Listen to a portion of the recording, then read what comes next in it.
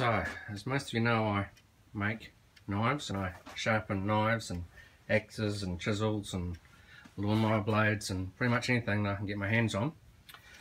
So I decided recently to learn how to sharpen and use a proper axe. So this happens to be a Tuatahi racing axe. It's actually the work version, which is hand forged from a steel that they designed, and won't tell you the formula. Comes from somewhere in Europe. Then they, like I say, they heat it, hand forge it, make the axe. Most of their axes are racing axes, but they also make just standard bog work axes. When I say standard, I mean that these things are made to be able to withstand frozen wood.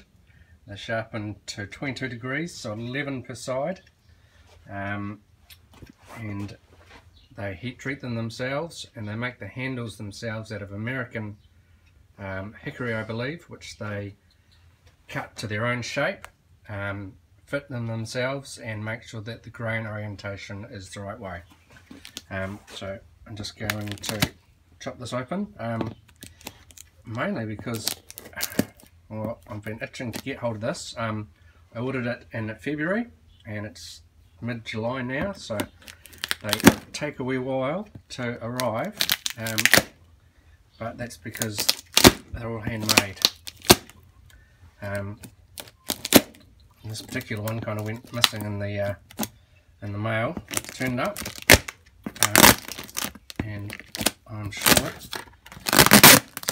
going to be fantastic. So I just thought some of you who have been wondering what the fuss is about might like to know, because these things aren't cheap. So let's find out whether they are worth the fuss. I've actually wanted one of these for years and years and years, and finally decided that, well, you know, life is what it is, and if you want something, you might as well just go ahead and get it and enjoy it, rather than wonder and wonder and wonder. The video is going to be all over the place, but let's see what we got.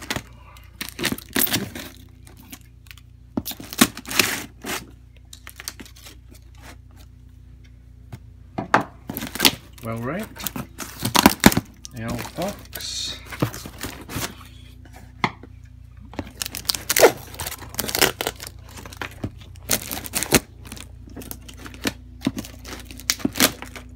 lots and lots of sticky tape,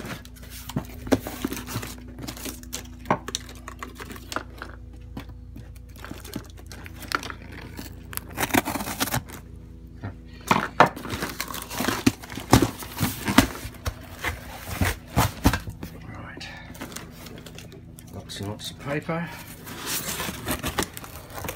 a little bit of information, and in here, ooh, the other thing about their handles is that they don't cover them in varnish.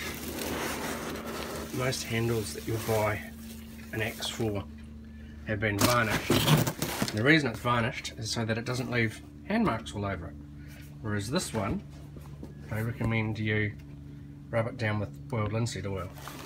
As you can see, it's a big old handle, hand shaped, hand fitted, and in here will be the axe itself.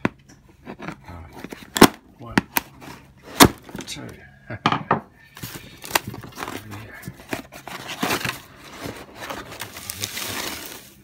Here's the thing of beauty. Not light.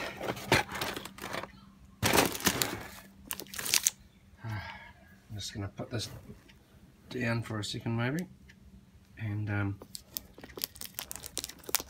see if I can just... Alright, here we go.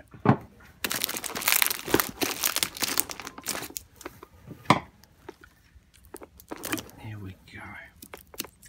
It's a carbon steel. They wouldn't actually tell me much about it except that it's their own formula. Steel comes somewhere out of Europe, I think.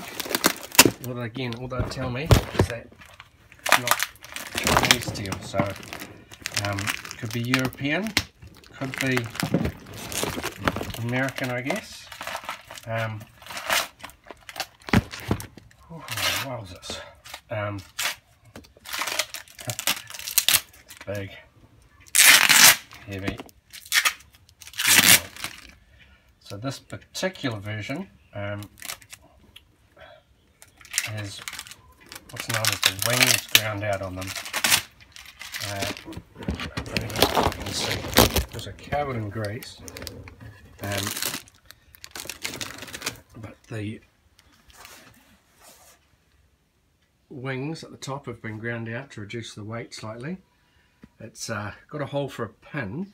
You think that's strange until you realise that these things are often used in competitions.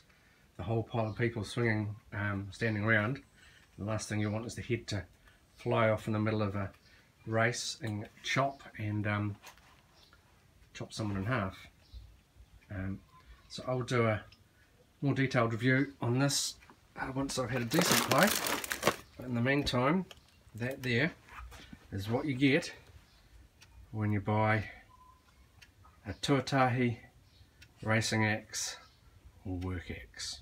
Cheers.